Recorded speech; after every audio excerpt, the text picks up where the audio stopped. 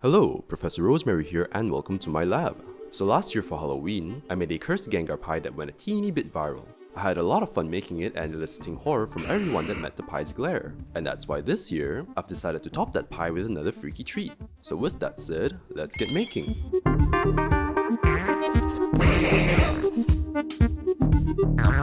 Fun fact, I'm a big horror junkie and a fan of the disturbing. When it comes to making my own creepy art, my preferred modes of horror are body horror and the uncanny valley. One Pokemon that comes to mind for the latter is this thing here. I mean, look at it, it has absolutely no business being this fleshy looking. Ugh. To up the uncanny factor, I studied and took inspiration from some classic creepypasta characters. Creepypasta days.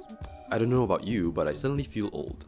Anyways, I came to the conclusion that these jump scare faces often have big, beady sunken eyes, a smile housing a set of realistic teeth, and an ashen, pasty face, which is how I came to this dashing hunk of a face here.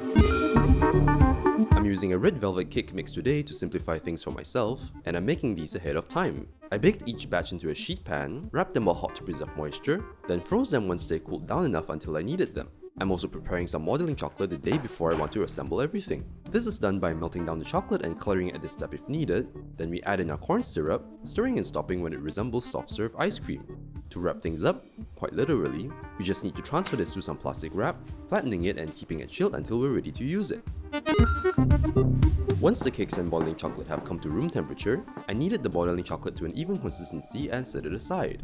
For the cakes, I cut and stacked them until it was as tall as my head. Fun fact, the height of the average adult human head is about 20 to 22 centimeters apparently. I then proceeded to carve out the cake stack into the head shape I wanted, rounding out the corners and taking my time to fine-tune the shape. This was a bit difficult at first since the layers kept sliding around, so I stabbed in some chopsticks at some point to help hold the layers together. Once I'm happy with how it looked, I slathered on a thin layer of frosting to help hold the modeling chocolate in place. One nice thing about modeling chocolate is that I can easily cover up any seams or imperfections by rubbing on them until they disappear. This can also be done to blend additional pieces on, like these cheekbones I decided to tack on.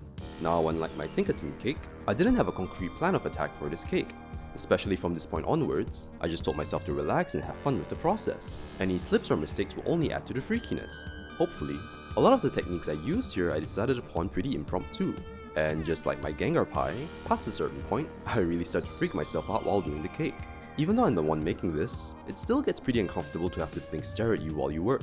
As a final touch, I made Mr. Mime's hair by tying some lengths of yarn to a hanger, then combing them out so they look frizzly and scraggly. A finer brush would get you a more hair-like texture, but I quite like how this disheveled texture adds to the horror. Now we just need to hot glue them to some aluminum wire, attach it to our dismembered friend, and we are done!